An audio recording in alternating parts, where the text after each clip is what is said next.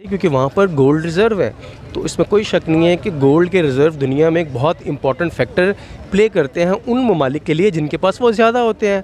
और अगर इंडिया ऐसी कोई स्ट्रेटजी बना रहा है तो मैं समझता हूँ कि वो ठीक कर रहा है, उसका हक़ है, उसका राइट है।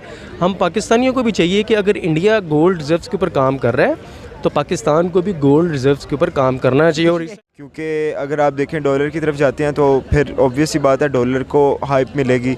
डॉलर अगर यूज़ हो रहा है ज़्यादा ट्रेड में, वर्ल्ड वाइड अगर ट्रेड करता है इंडिया तो काफ़ी ज़्यादा डॉलर मतलब बढ़ेगा ही ना।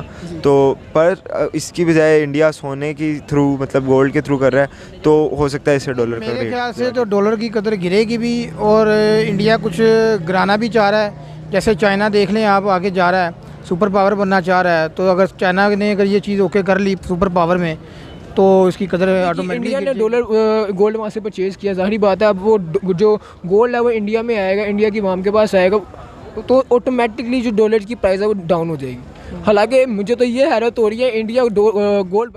अस्सलामुअलैकुम viewers, this is Hamid Ali and you are on my channel double swag. जी व्यूवर्स, तो आज का हमारा वीडियो कंटेंट ये है कि इंडिया जो है यूएई से जो है 2 लाख केजी जो है सोना परचेज़ करने जा रहा है। और इंडिया का कहना है कि ये बहुत एक छोटी सी ट्रेड है, इसके बाद तो हम काफ़ी बड़ी बड़ी ट्रेड करेंगे। और इंडिया जो है अपने गवर्नमेंट जो है अपने रिज़र्व जो है वो गोल्ड में कन्वर्ट कर रहा है ज़्यादा से ज़्यादा। इंडिया का कहना है कि डॉलर जो है वो अगले साल या जो है आने वाले कुछ सालों में जो है उसकी वैल्यू बहुत ज़्यादा गिर जाएगी। तो क्या इंडिया की ये प्रेडिक्शन जो है ठीक है या नहीं है? डॉलर की वैल्यू गिरेगी या इंडिया गिराने की कोशिश करेगा? तो चलते हैं पाकिस्तानी पब्लिक की तरफ और उनसे उनका रिव्यू लेते हैं कि क्या इंडिया का ये जो स्टेप है गोल्ड रिजर्व करने का ये अच्छा है या बुरा है। तो लोगों का रिएक्शन लेते हैं। इससे पहले आप हमारी वीडियो को लाइक कर दें और हमारे चैनल को सब्सक्राइब कर दें ताकि आपको मजीद इस तरह की वीडियोज़ जो है वो मिलती रहे। तो चलते हैं पब्लिक की तरफ, देखते रहें डबल स्वैग। जी व्यूवर्स, तो हमारे साथ एक भाई मौजूद है, इनसे बात करते हैं। अस्सलाम वालेकुम। वालेकुम अस्सलाम। क्या नाम है आपका? मेरा नाम नबील है जी। क्या करते हैं आप? मैं बेसिकली जी मेरा अपना पर्सनल एक बिज़नेस है, प्राइवेट बिज़नेस है। ठीक है जी। अच्छा नबील, आज का हमारा वीडियो कंटेंट ये है कि इंडिया जो है यूएई से 2 लाख केजी सोना ख़रीदने जा रहा है। ठीक है, 200 टन, जो कि करोड़ों रुपए की, अरबों रुपए की मालियत में बनेगा। और इंडिया का कहना ये है कि 2023 में जो है डॉलर बहुत ज़्यादा गिर जाएगा तो उनके जो रिज़र्व्स हैं वो सोने की सूरत में ज़्यादा होने चाहिए। तो क्या ख्याल है, वो जो है डॉलर गिर जाएगा, ये उनकी पेशन गोई है या मतलब वो डॉलर को गिनाना चाह रहे हैं? मैं समझता हूँ कि उनकी जो प्रेडिक्शन है वो ठीक है। डॉलर की प्राइस जो है इस वक्त जो ख़ास तौर पे जिस तरह से रशिया की और यूक्रेन की जंग चल रही है उसकी वजह से सारा जो एक बहुत मसला चल रहा है पूरी दुनिया। अगर आलमी सतह पे आप देखें ना, इकोनॉमिक्स में हर मुल्क में मसला चल रहा है। इवन रशियन स्टेट जो है उसको बहुत से जंग में यूक्रेन के ऊपर हावी होने के बावजूद रशिया ख़ुद प्रॉब्लम में है जी। अच्छा, अब यूक्रेन को सपोर्ट कर रहा है यूएसए भी प्रॉब्लम में है। सारा यूरोप यूक्रेन के साथ खड़ा है, सारा यूरोप जो है वो परेशानी का शिकार है क्योंकि पूरे यूरोप की जो मेन ब्रेड लाइन है वो यूक्रेन है। तो यूक्रेन के सारे समंदरी और फ़ज़ाई रास्तों पर रूस का कब्ज़ा है। तो इतना बड़ा हर मुल्क की इकॉनमी में, दुनिया की बड़ी बड़ी इकॉनमीज़ जो हैं वो परेशान हैं सिवाय जापान के और चाइना के। अच्छा, इंडिया का कहना है हम अगले कुछ साल में जो है जापान को टेक ओवर कर देंगे गोल्ड रिज़र्व में।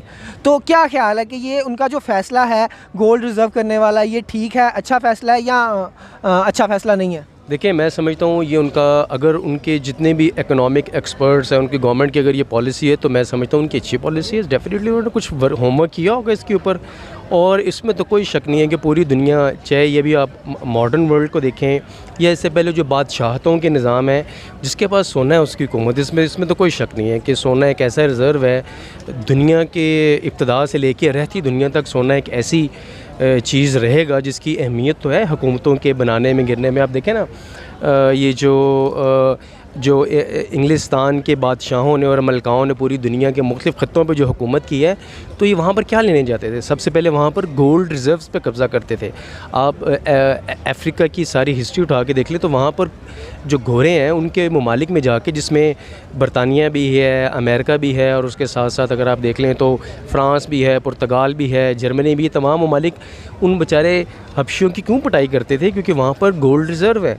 तो इसमें कोई शक नहीं है कि गोल्ड के रिज़र्व दुनिया में एक बहुत इंपॉर्टेंट फैक्टर प्ले करते हैं उन ममालिक के लिए जिनके पास वो ज़्यादा होते हैं।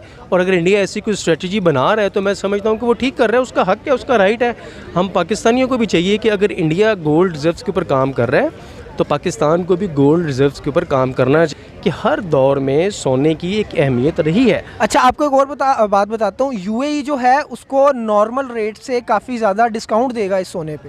देखिए वो उनके ताल्लुकात हैं और मैं समझता हूँ ये इंडिया की कामयाबी है। मुस्लिम कंट्री हम हैं लेकिन फ़ायदा इंडिया उठा रहा है, तो इंडिया की डिप्लोमेटिक फ्रंट पर अगर देखा जाए तो ये कामयाबी है। और आप सोने की बात कर रहे हैं, मेरा ख्याल है शायद ये सोना ख़रीदने ही की वजह है यूएई से, कि यूएई ने अब नए वहाँ पर मंदिर जो हैं उनकी इबादत गाहें, हिंदुओं की जो इबादत गाहें हैं उनको वो ख़ुद गवर्नमेंट ऑफ यूएई जो है वो कंस्ट्रक्ट करके उनको सिक्योरिटी प्रोवाइड कर रही है, ऑन कर रही है, और बिल्कुल ऑन कर रही है और कह रही है कि जी आप आएँ यहाँ पे इबादत करें, जो कि मैं समझता हूँ कि अच्छी बात है। ये इस्लाम का मैसेज है कि आप किसी भी मज़हब से ताल्लुक़ रखने वाली जो माइनॉरिटी है और दुनिया में कोई भी जो मज़हब है उसकी आप इज़्ज़त दें। अगर आप चाहते हैं कि लोग इस्लाम की इज़्ज़त करें तो एक अच्छी चीज़ है। लेकिन इसमें अगर कोई ये सोचता है कि जी यूएई ठीक नहीं कर रहा, तो देखें आप अपने ताल्लुकात बेहतर करें। नहीं, मेरे ख्याल से तो डॉलर की कदर गिरेगी भी और इंडिया कुछ गिराना भी चाह रहा है। जैसे चाइना देख लें आप, आगे जा रहा है, सुपर पावर बनना चाह रहा है, तो अगर चाइना ने अगर ये चीज़ ओके कर ली सुपर पावर में तो इसकी कदर ऑटोमेटिकली गिर जाएगी।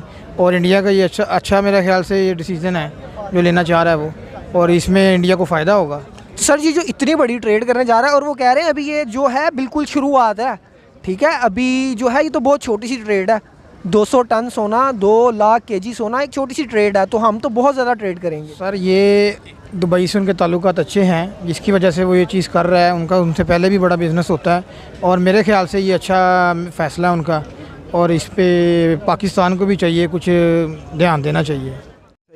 आपने अपनी बात में जवाब दे दिया कि ये एक स्ट्रेटजी है, लाइक दे यार अगर वो किसी के साथ ट्रेड कर भी रहे हैं तो वो अपनी करेंसी में कर रहे हैं। हाँ, और दूसरा ये कि गोल्ड इज़ दी कह लें कि बहुत ज़्यादा बेनिफिशरी थिंग है ट्रेड में सबसे ज़्यादा, क्योंकि अगर आप देखें डॉलर की तरफ जाते हैं तो फिर ऑब्वियस ही बात है डॉलर को हाइप मिलेगी। डॉलर अगर यूज़ हो रहा है ज़्यादा ट्रेड में, वर्ल्ड वाइड अगर ट्रेड करता है इंडिया तो काफ़ी ज़्यादा डॉलर मतलब बढ़ेगा ही ना। तो पर इसकी बजाय इंडिया सोने की थ्रू मतलब गोल्ड के थ्रू कर रहा है तो हो सकता है इससे डॉलर का रेट ज़रा गिर जाए। और काफ़ी हद तक गिराने का कह रहे हैं, वो कह रहे हैं बहुत ज़्यादा कमी है ना। इंडिया बहुत बड़ी मार्केट है, ठीक है, और आने वाले वक्तों में इंडिया को आप सुपर पावर भी देख रहे हैं, ठीक है, जिसमें कोई डाउट नहीं है। और बात करता चलो मैं वर्ल्ड वाइड, तो इंडिया की एक पहचान बन चुकी है, India is developed right now, ठीक है, इंडिया इज़ नॉट डेवलपिंग। वो लोग डेवलप कर चुके हैं खुद को, उनका कंसर्न अब कुछ और है, ठीक है। लाइक जैसे चाइना था, चाइना ने खुद को ग्रो किया, एक स्टेज पे लाया, अब same as it is India को हम देख रहे हैं, आए दिन कोई ना कोई अचीवमेंट इंडिया अचीव कर रहा है, ठीक है। उसी में से आज आपने ये बात बता दिया कि गोल्ड का इंडिया कह रहा है कि ये सिर्फ एक झलक है, ठीक है, ये तो बहुत छोटी सी ट्रेड है, बहुत ही बड़े लेवल पे ट्रेड होगी गोल्ड की यूएई के साथ। ऑब्वियसली तो देखे ना उसके बैकअप प्लान पे क्या होगा ये हमें नहीं पता, एक बहुत बड़ी। तो यूएई इतने बेनिफिट्स जो हैं वो उसी को क्यों दे रहा है, मतलब पीछे इतना ग्रैंड मंदिर और ये वो, मतलब बहुत ज़्यादा जो है उनका झुकाव इंडिया की तरफ है, क्यों? तो उसकी देखें किसी भी ट्रेड में गिव एंड टेक होता है, उनको कोई ना कोई बेनिफिट नज़र आ रहा है इंडिया से, और इस सबसे ज़्यादा ये चीज़ डिपेंड करती है आपके फॉरेन अफेयर्स पे। इंडियन फॉरेन मिनिस्टर के लिंक्स काफ़ी अच्छे हैं दुबई के साथ, उनके प्राइम मिनिस्टर के लिंक्स काफ़ी अच्छे हैं। देखें अब जैसे लॉ पास हुआ था एक, उनमें पाकिस्तान के लिए शर्त है कि 5,000 आपको दिरहम होने चाहिए, बट इंडिया में ऐसा कोई इस तरह की,